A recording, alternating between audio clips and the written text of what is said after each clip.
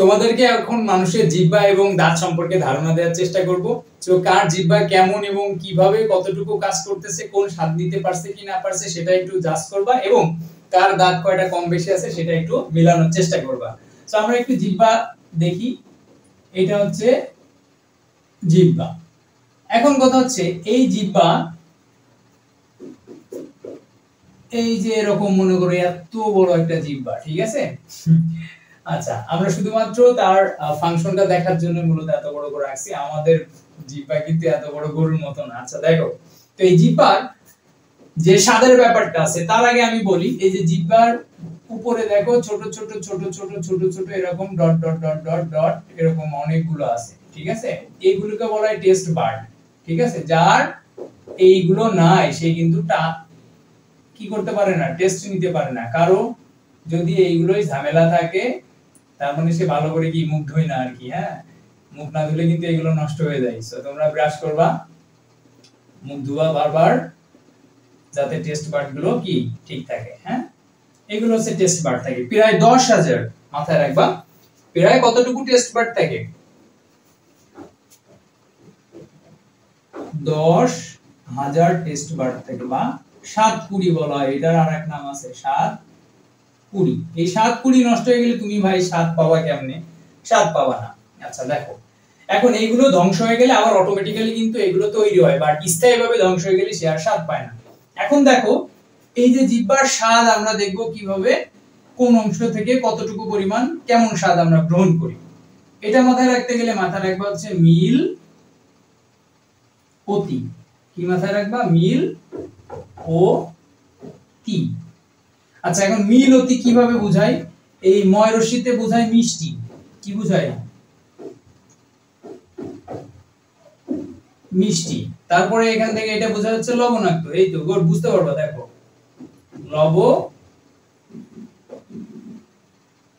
লবণাক্ত বোঝায়। তারপর অম্ল মানে কি বোঝায়? অম্ল মানে টক, ঠিক আছে। অম্ল বা এটাকে বলা হয় কি? টক। আর তয় রশ্মিতে বুঝতেই পারতেছো এটা কি হবে? এটা হবে তিতা। আচ্ছা, এখন কথা হচ্ছে কোন অংশ থেকে কোন স্বাদটুকু মানুষ নিতে পারে। দেখো, মিল একদম সামনের অংশ থেকে, এই যে এখান থেকে এইটুকু হচ্ছে মিষ্টি। এই যে কোন জায়গায় যদি টেস্ট কেউ নিতে চায়, দেখবা যে মিষ্টি চেকে দেখে, আমাদের ওদিকে বলে চেকে দেখা, টেস্ট করাকে বলে চেকে দেখা। তো মিষ্টি চাকতে গেলে কি করতে হয়? এই যে জিহ্বার, ঠিক আছে, আমি পুরোটা দেখাতে পারবো না, এই আগা দিয়ে বা অগ্রভাগ দিয়ে আসলে কি মিষ্টি চেক করতে হয় আর কি। তাহলে এখানে হচ্ছে আমাদের থাকে কি মিল হতে, এখানে মিষ্টি পাওয়া যায়। হ্যাঁ, এরপরে দুই সাইড আছে দেখবা, এই যে এখানে এক সাইড, এইখানে এক সাইড, ঠিক আছে। এই দুই সাইড থেকে কি হয়? এই দুই সাইড থেকে মূলত পাওয়া যায় কি লবণাক্ত স্বাদ। দেখবা কি লবণ একটু সাইড থেকে পাওয়া যায়, এখানে পাওয়া যায় হচ্ছে লবণাক্ত। আচ্ছা, এরপর আমরা দেখি, এরপর হচ্ছে অম্ল পাইতে গেলে কোথায়? এই যে এখান থেকে এই অংশটুকু মনে করো, এই যে এখান থেকে এই অংশটুকু অম্ল, ঠিক আছে। এখান থেকে এই অংশটুকু কিন্তু অম্ল স্বাদ পায়। হ্যাঁ, আর ফাইনালি এই যে পিছনের দিকে যে অংশটুকু দেখতেছো, এই যে অংশটুকু, এই অংশটুকু মূলত কি তিতার টেস্ট পায়। আচ্ছা দেখবা, আমি এবার একটু মার্ক করি, এটা হচ্ছে মিষ্টি, তারপরে এই যে এই দুই সাইড এটা হচ্ছে কি লবণাক্ত, আরে লবণাক্ত, তারপরে এটা হচ্ছে কি অম্ল বা টক, অম্ল বা টক, তারপরে ফাইনালি দেখবা তিতা। কোন তিতা জিনিস যদি তুমি খাও তাহলে দেখবা যে গেলার সময় আর কি এইখানে একটু তিতা লাগে। প্রথমে কিন্তু তিতা লাগে না, এটা ফিল করে দেখবা। কোন একটা তিতা, কোন ওষুধ হোক বা অন্য কোনো কিছু হোক, সেটা যখন তোমরা গিলে ফেলো তখন দেখবা যে তিতা লাগে, কারণ একদম জিহ্বার পিছনের সাইডটুকু মূলত তিতা অংশটুকুটাকে ফিল করতে পারে। তাহলে এই স্বাদ কুড়ি গুলো যদি কারো নষ্ট হয়ে যায়, সে কিন্তু কখনোই টেস্ট পাবে না। স্থায়ীভাবে যদি নষ্ট হয়ে যায়, এগুলো ধ্বংস হয় আবার তৈরি হয়। আচ্ছা, এখানে কুড়ি বানানে মেবি এরকম হবে। তাইলে দেখো, মিল অতি, মিষ্টি, লবণাক্ত, অম্ল, টক, এটা হচ্ছে আমাদের জিহ্বার মেকানিজম, ঠিক আছে। এরপরে আমরা একটু দেখব কি যে দাঁত সম্পর্কে। তো মানুষের কয়টি দাঁত থাকে? আমি খুব সুন্দর করে যখন কঙ্কালতন্ত্র পড়াইছি তখন দেখবা কঙ্কালতন্ত্রের মধ্যে আছে, যেখানে কঙ্কালতন্ত্রের লেকচার আছে সেখানে দাঁতের মধ্যে দাঁত যেখানে থাকে সেটা হচ্ছে কি দুইটা অংশে থাকে, উপরের দিকে এরকম, এই যে উপরের দিকে থাকে, উপরের চোয়ালে দাঁত থাকে, ঠিক আছে, এই যে উপরের চোয়ালে দাঁত থাকে, এটা মাথায় রাখবা, উপরের চোয়ালে দাঁত থাকে, আবার নিচের চোয়ালে দাঁত থাকে, ঠিক আছে, আবার কোথায় দাঁত থাকে, এই যে নিচের চোয়াল থাকে এরকম, এই চোয়ালে কিন্তু দাঁত থাকে। আচ্ছা, এখন এটা একটু যদি আমি ভালো করে আঁকার চেষ্টা করি, এরকম হবে, এর থেকে ভালো আমি আর আঁকতে পারবো না ভাই।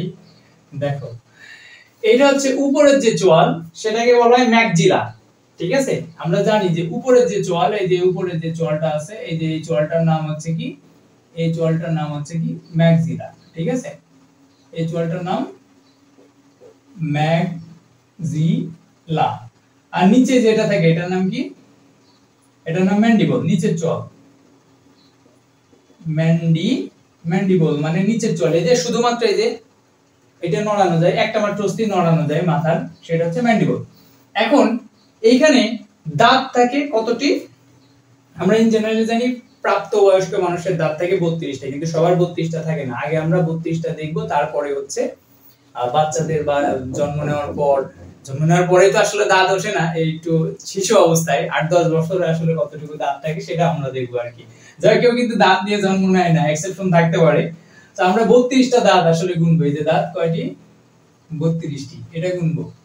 আচ্ছা, 32টি গুনতে গেলে মাথায় রাখবা যে 4টা পার্ট থাকে, উপরে 2টা পার্ট, এই যে এখানে দেখতেছো না, এই যে এখানে আমি এই যে 2টা পার্ট করে আছি, ঠিক আছে।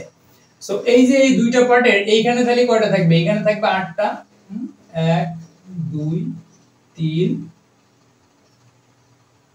4 5 6 7 8, এই যে 1 2 3 4 5 6 7 8, উপরে 8টা থাকবে, এক পাশে এই পাশে থাকবে 8টা, 8 আর 8 16, নিচেও ঠিক সিমিলার। এখানে যদি আমরা এটা যদি দাঁত আঁকতে চাই, এখানে এই 1টা 2টা 3টা 4টা 5টা 6টা 7টা 8টা, আবার এখানে 1টা 2টা 3টা 4টা 5টা 6টা 7টা 8টা, এরকম থাকে আর কি। দেখো, এই যে ম্যান্ডিবলের এখানে 8টা, আর এক পাশে 8টা আর এই এক পাশে 8টা, 16টা 16টা 32টা। এবার আমরা দেখব যে দাঁতের আসলে এই 32টা দাঁতের নাম কি। এক অংশ যদি আমরা জানি, দেন সেটাকে 2 দিয়ে গুণ করে দিলে কিন্তু উপরের অংশটা বের হয়ে যাবে। Incisor, canine, premolar, molar. Incisor, এটা মাথায় রাখবা, এটার নাম কি ইনসিসর, আমি উপরে লিখে দিব। ইনসিসর থাকে কয়টা, এক পাশ গুনতেছি আমরা, এই যে এখান থেকে এইটুকু গুনবো, ঠিক আছে, একটা থাকে ইনসিসর। তারপরে ক্যানাইন থাকে কয়টা, ইনসিসর একটা থাকে, ইনসিসর 2টা থাকে, ক্যানাইন থাকে একটা, প্রিমোলার থাকে কয়টা, 2টা, আর মোলার থাকে 3টা। 3 আর 2 5 আর 1 6, 6 আর 2 8। তাহলে এবারে এর যদি তুমি 2 দিয়ে গুণ করো তাহলে কত পাওয়া যায়, উপরে পাবা এখানে কয়টি, 16টি পাবা।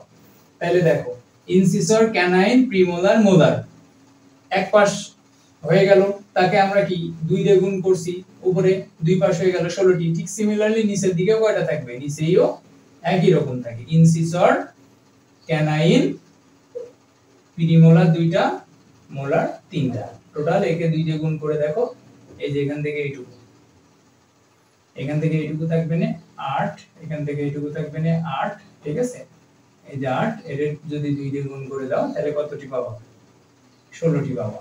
ফাইনালি কয়টা হবে দাঁত, 32টি, এই যে 32টি দাঁত পেয়ে গেল। এখন কথা হচ্ছে ভাইয়া যে ইনসিসর, ক্যানাইন, প্রিমোলার, মোলার, এই দাঁতগুলোর বাংলা নামটাও আমাদের জানতে হবে, ঠিক আছে। এই যে দাঁত তাহলে কয় প্রকার দেখলাম, 4 প্রকারের দাঁত। এবার আমরা জিহ্বার এটা মুছে ফেলি। হ্যাঁ, জিহ্বার এটা তো আমাদের শেখা হয়ে গেছে। দেখো, তাহলে দাঁত আমরা দেখলাম কত প্রকার, দাঁত আছে হচ্ছে 4 প্রকার। এই 4 প্রকার দাঁতের মধ্যে এই যে আইতে কি বলা হচ্ছে, ইনসিসর 2টা থাকে,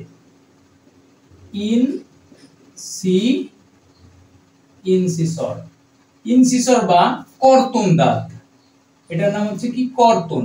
দেখবা কি এই যে এর মধ্যে একদম সামনে থাকে কোদাল বলে, আমাদের ওইদিকে বলে কোদাল, ঠিক আছে? এই কোদাল দিয়ে যেমন কাটা হয়, ঠিক আছে, মাটি, ঠিক এরকম ইনসিসর বা কর্তন দাঁত দিয়ে কোনো কিছু কাটা হয়, দেখবা এভাবে কাটা হয় এইভাবে, ঠিক আছে? তো ইনসিসর মানে কর্তন। তারপরে ক্যানাইন, ক্যানাইন মানে ছেদন, এটাকে বলা হয় কি ক্যানাইন। তো ক্যানাইন মানে বোঝায় কি আসলে ছেদন দাঁত। এই ছেদন দাঁত কেমন হয়, দেখবা কি একটা সুচালু দাঁত আছে এই যে টুনাই, এই যে এখানে একটা, এখানে একটা, এখানে একটা, এখানে একটা, এটা হচ্ছে কি ক্যানাইন বা ছেদন দাঁত। মাংস দেখো এইভাবে কুনা দিয়ে ছেড়ে মানুষ, ঠিক আছে? সো হাড্ডি যখন দেখবা যে হাড্ডিতে যখন মাংস থাকে তখন মানুষ কিন্তু কুনা দিয়ে খায়, লেগ পিস খায় কিন্তু কম কুনা দিয়ে। সো সেটা হচ্ছে ছেদন দাঁত। তাহলে ইনসিসর, ক্যানাইন, এরপরে প্রিমোলার। প্রিমোলার হচ্ছে অগ্রপেশন, এটাকে বলা হচ্ছে প্রিমোলার, ঠিক আছে? প্রিমোলার মানে কি অগ্রপেশন, অগ্রপেশন। অগ্রপেশন দাঁত মানে কি মাড়ির প্রথম দিকে, অর্থাৎ ক্যানাইনের পরে দেখবা ছোট ছোট মাড়ি যেগুলো, সেগুলো হচ্ছে অগ্রপেশন দাঁত, ঠিক আছে? এই যে এখানে থাকে। তারপরে ফাইনালি এটা হচ্ছে কি মোলার। মোলার মানে কি পেশন দাঁত, যেটাকে আমরা বলি মাড়ি, ঠিক আছে? মোলার হচ্ছে কি পেশন। এই পেশন মানে হচ্ছে কি মাড়ি, যেটাতে আমরা পিষি, অর্থাৎ একদম দেখবা যে কাটার পরে একদম পিষে ফেলা হয় লাস্টের দাঁত দিয়ে। আর এই 4 প্রকারের দাঁত আমাদের কি চোয়ালে আছে। এখন এই 4 প্রকারের দাঁতের মধ্যে আমরা দেখলাম যে ইনসিসর থাকে 2টা, ক্যানাইন থাকে 1টা, প্রিমোলার থাকে কয়টা 2টা, আর মোলার থাকে 3টা। এই মোলারের 3টা কিভাবে থাকে, এই যে মোলারের 3টা মনে করো এই একটা, তারপরে এই একটা, ঠিক আছে, তারপরে এই একটা, এই 3টার মধ্যে যেটা একদম লাস্টে, এটা 1 নাম্বার মোলার, 2 নাম্বার, এটা 3 নাম্বার, এই লাস্টের মোলারটাকে বলা হয় কি, এটাকে বলা হয় হচ্ছে আক্কেল দাঁত, ঠিক আছে? কি বলা হয় আক্কেল দাঁত বা আক্কেল মাড়ি বা মাড়ি। এই আক্কেল মাড়ি কিন্তু নির্দিষ্ট একটা বয়সের আগে ওঠে না। ইন জেনারেলি ধরে নেওয়া হয় যে 18 বছর বয়সের আগে আক্কেল মাড়ি ওঠে না, কারোর কারো উঠে যেতে পারে, ঠিক আছে? আমাদের ওইদিকে বলতো যে এই তোর এখন বিয়ের বয়স হয় নাই, তোর আক্কেল মাড়ি তো ওঠে নাই, ঠিক আছে? তাহলে মোলারের 3 নাম্বার দাঁতটাকে বলা হচ্ছে আক্কেল মাড়ি। এটা হচ্ছে একজন প্রাপ্তবয়স্ক মানুষের 32টা দাঁতের আসলে কি স্ট্রাকচার। এখন শিশুদের কিন্তু ইন জেনারেলি যারা 8-10 বছর বয়স, তাদের কিন্তু এই 32টা দাঁত থাকে না। তো বাচ্চাদের কি হয়, বাচ্চাদের ক্ষেত্রে দাঁত থাকে কয়টা 20টা। বাচ্চাদের দাঁত কয়টা 20টি। এই 20টি দাঁতের মধ্যে বাচ্চাদের মূলত দুধের দাঁত বলে যেটাকে, ঠিক আছে? এই দুধের দাঁতের মধ্যে কোনো প্রিমোলার থাকে না, মাথায় রাখবা। কোন দাঁত অনুপস্থিত, আমি যদি এটা মুছে দিই বাচ্চাদের দাঁত করতে গিয়ে, এই যে প্রিমোলার থাকে না, বাচ্চাদের দাঁতে প্রিমোলার থাকে না। এই যে বাচ্চাদের বা দুধের দাঁতে কি থাকে না, এই দুধের দাঁতে হচ্ছে প্রিমোলার থাকে না। আর মোলার কয়টা থাকে, মোলার থাকে 2টা। তাহলে বাচ্চাদের তো আক্কেল মাড়ি থাকার প্রশ্নই ওঠে না। তাহলে মোলার থাকে কয়টা, মোলার থাকে হচ্ছে 2টা। তাহলে আমরা কি দেখলাম, পেশন দাঁত থাকে 2টা। তাহলে ইনসিসর কয়টা থাকে, ইনসিসর 2টা, ক্যানাইন 1টা, আর মোলার 2টা। তাহলে কয়টা হলো 2 আর 1 3 আর 2 5। তাহলে 5 এর 2 দিয়ে গুণ করো, কয়টা হবে, উপরের চোয়ালে হবে 10টি। ঠিক সিমিলারলি আবার নিচের চোয়ালেও চিন্তা করে দেখো, ইনসিসর 2টা, ক্যানাইন 1টা, আর মোলার থাকে 2টা। এই 2 দিয়ে গুণ করে দেখো 10, এই যে 10টি। তাহলে নিচের চোয়ালেও 10টি, টোটাল কয়টি হয়ে যাবে, টোটাল 20টি। তাহলে বাচ্চাদের এই 20টা দাঁত থাকে, ঠিক আছে? তাহলে বাচ্চাদের দাঁত কয়টা, বড়দের দাঁত কয়টা, হ্যাঁ? 18 বছর বয়সের মনে করো দাঁত কিন্তু ওই যে আক্কেল মাড়ি 4টা বাদ দিয়ে দাও, 28টা দাঁত থাকে। এইজন্য দেখবে যে 28টা দাঁত গুনে গুনে কোন জায়গায় যে 18 বছর আন্ডার 18 যারা খেলো, ঠিক আছে, বা আন্ডার 16 যারা খেলো, তো ক্রিকেট হোক বা ফুটবল হোক, যেখানে হোক না কেন, দেখবে যে দাঁত গুনে গুনে দেখে যে এর আসলে আক্কেল মাড়ি উঠছে কিনা। অর্থাৎ 28টা দাঁতের একটা দাঁত যদি বেশি হয়, তার বয়স যদি কমও থাকে, তাও তার বাদ দিয়ে দেয়। কারণ কি, কারণ জানে যে 18 বছর বয়সের আগেও আক্কেল মাড়িটা বা ওই দাঁতটা কি ওঠে না। সো এটা ছিল মূলত দাঁত।